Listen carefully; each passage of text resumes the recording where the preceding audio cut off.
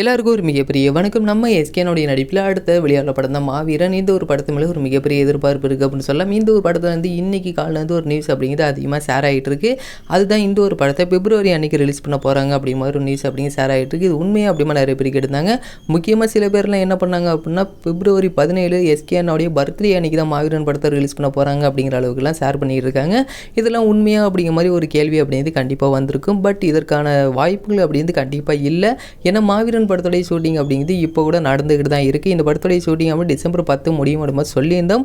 அது டிசம்பர் 10 நம்ம பார்த்து தெரிஞ்சுக்கலாம். இதை தொடர்ந்து மாவீரன் படத்துடைய ஷூட்டிங் இப்போ நடக்கிறது வந்து ஒரு செட்டு போட்டு இதோடைய ஷூட்டிங் நடத்திக்கிட்டு இருக்காங்க. இதோடைய செட்டு வந்து இதோடைய அனௌன்ஸ்மெண்ட் டீசரில் ஒரு செட்டு போட்டுருந்தாங்க பார்த்தீங்களா, அதே மாதிரியான ஒரு செட்டை இப்போ மாவீரன் படத்துக்காக போட்டு அதோடைய ஷூட்டிங் அப்படின்னு நடந்துகிட்டு இருக்கு. இந்த படத்துடைய ஷூட்டிங் டிசம்பர் 10 முடியுமா அப்படிங்கிறதே ஒரு டவுட்டு தான்.